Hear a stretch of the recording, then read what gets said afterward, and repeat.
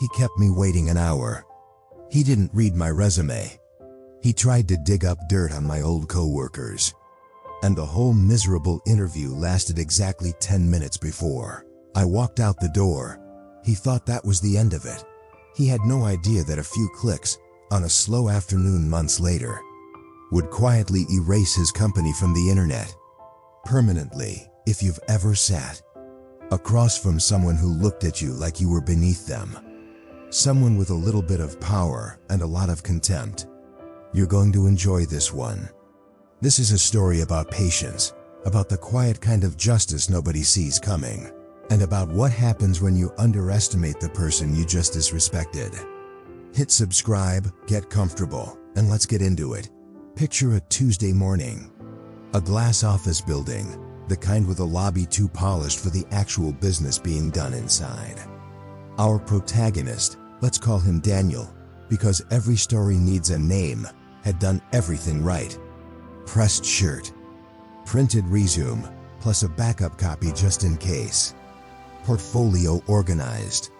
He'd researched the company the night before, rehearsed answers to the questions he expected, and arrived 15 minutes early.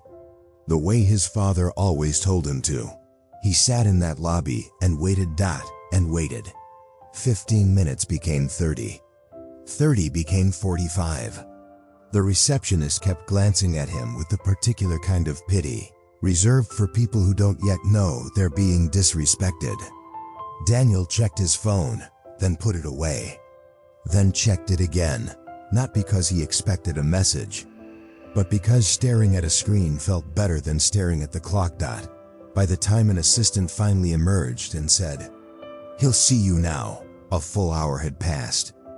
Daniel stood, straightened his jacket, and told himself the same thing he always told himself in moments like this. Don't let it show.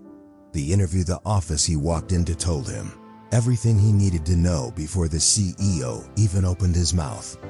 Framed magazine clippings about the company's visionary founder. A desk cleared of everything except a single laptop and a name plaque, angled so visitors could admire it. And behind that desk, a man who didn't stand up, didn't apologize for the wait, and didn't even glance at the resume sitting untouched in front of him. So, the CEO said, leaning back, "Tell me why you want to work here."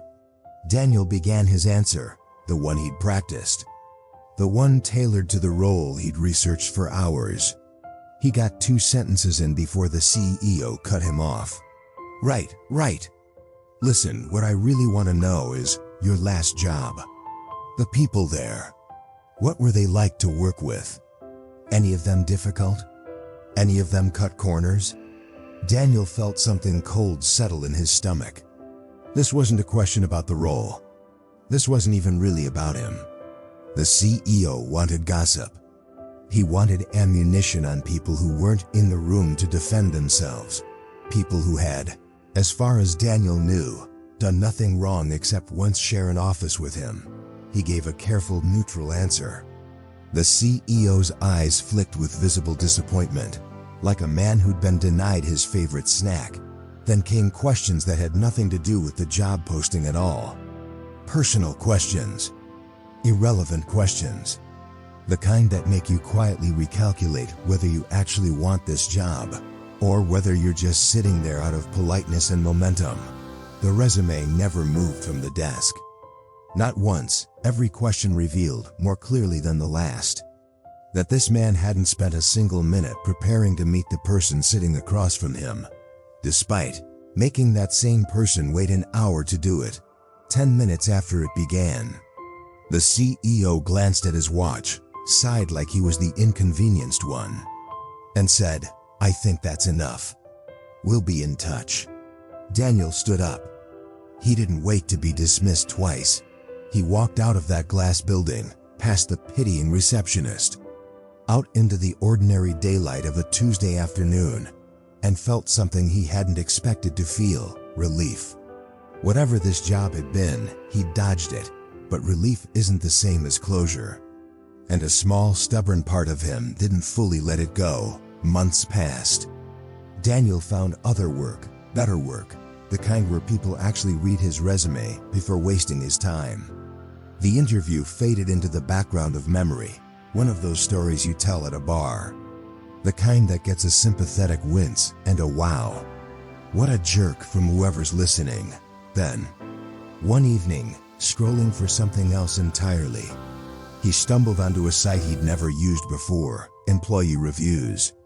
Posted anonymously, for companies all over the country. Out of curiosity more than anything, he typed in the name of that company. What came back stopped him mid-scroll. Review after review.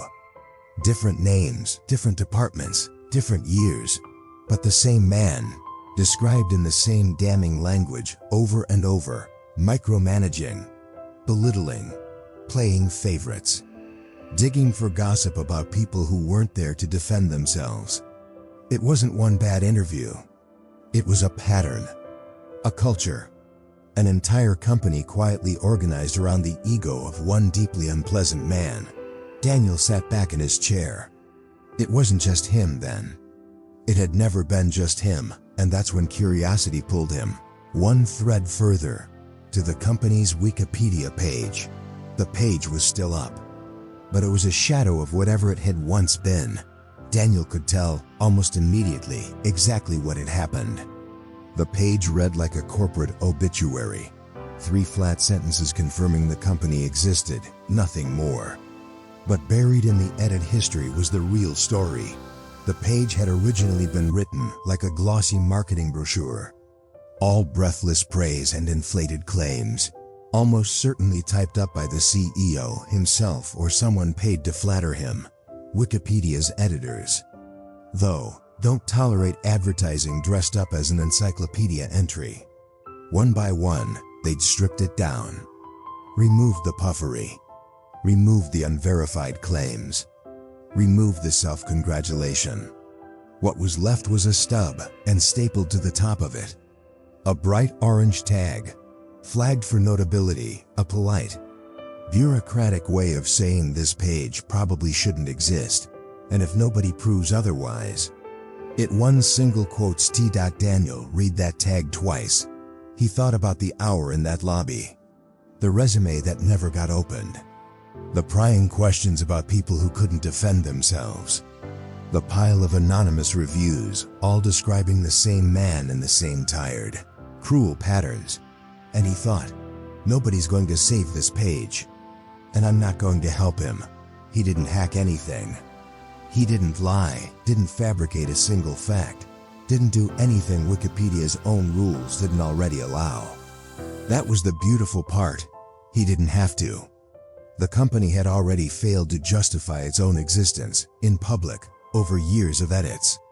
All that was left was to let the process finish what it had already started. Daniel logged in, found the article, and with 2 clicks, applied the proposed deletion tag, a simple, transparent mechanism built into Wikipedia itself. If no editor objects, edits the page, or removes the tag within 7 days, the article is deleted. No drama, no vandalism, no violation. Just a countdown, sitting quietly at the top of a page nobody but its subject seemed to care about anymore.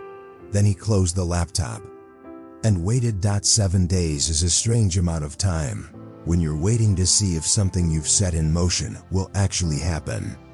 Daniel didn't obsess over it. He wasn't refreshing the page every hour. But every so often, usually late at night, curiosity would tug at him and he'd check. Day 1, tag still there. Day 3, tag still there.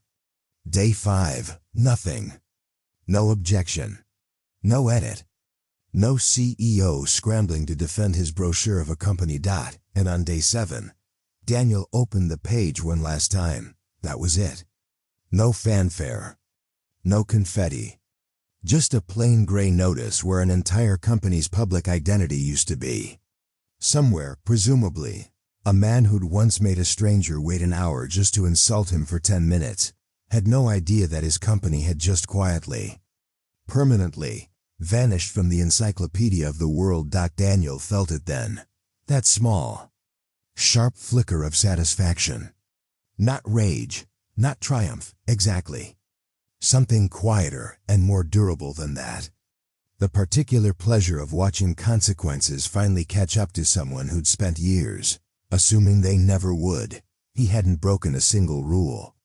He'd simply refused to prop up a lie any longer than it deserved to stand.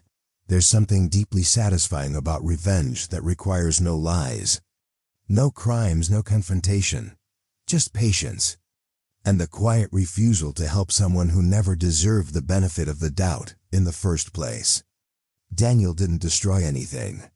He simply stopped protecting something that was already collapsing under its own weight.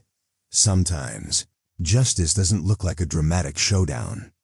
Sometimes it looks like a countdown nobody's watching, ticking down to zero, while the person responsible has absolutely no idea it's happening.